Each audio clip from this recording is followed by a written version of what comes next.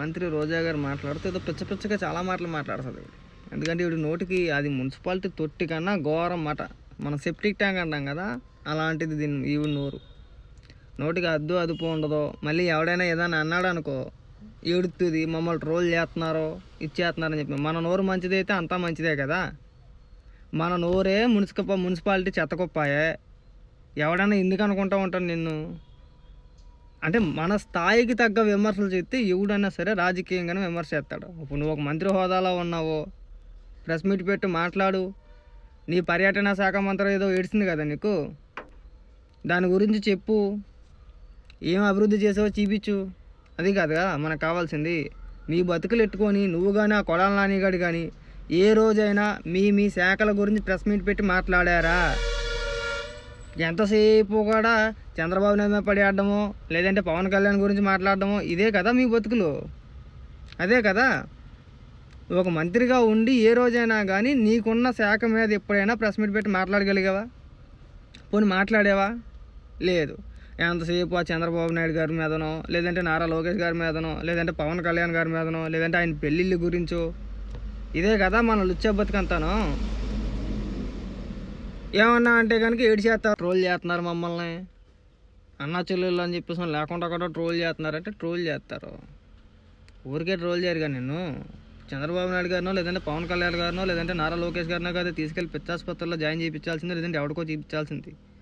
ఏదో సినిమాలో ఒక డైలాగ్ ఉంటుంది, అంత వేడి ఉందా తీసుకెళ్ళి కొంపల్లో పడేయాలని చెప్పేసి నిన్ను తీసుకెళ్ళి ఆ కొంపల్లో పడేయాలా, అప్పుడు సెట్ అవుతావు.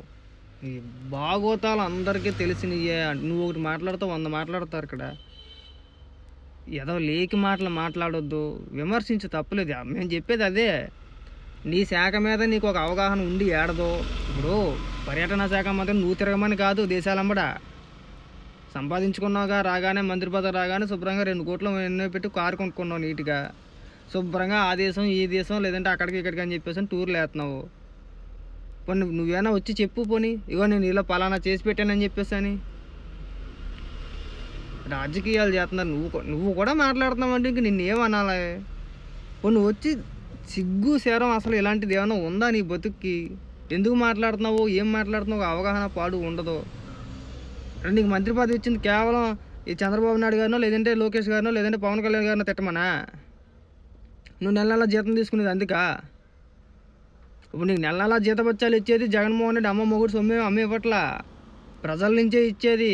ప్రజల డబ్బే అది కూడా. నీకు కల్పించే సౌకర్యాలన్నీ కూడా ప్రజల డబ్బులతోనే.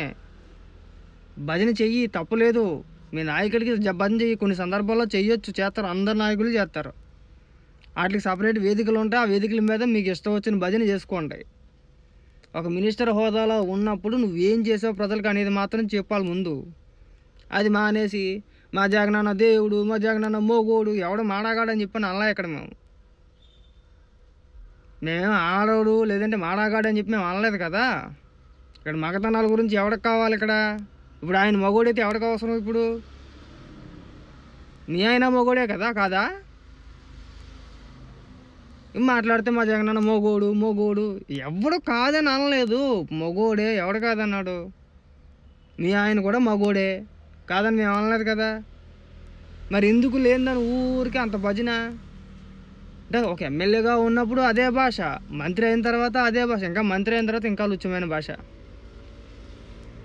సిగ్గు అలాంటివన్నీ ఉంటే కనుక నీ శాఖ ఏదైతే ఉందో దాని గురించి అంతే తప్పితే పవన్ కళ్యాణ్ పెళ్ళిళ్ళ గురించి లేదంటే కనుక చంద్రబాబు నాయుడు గారి గురించి లేదంటే లోకేష్ గారి గురించి మాట్లాడితే ఉన్న బరువు తీసుకుంటావు. పెళ్ళిళ్ళ గురించి మాట్లాడగలిగితే నీ గురించి కూడా చాలా ఉన్న విషయాలు కదా. అంటే వద్దులే, మహిళ అయిపోయావు కాబట్టి ఇంకా అంతకుమించి మాట్లాడదలుచుకోలేదు.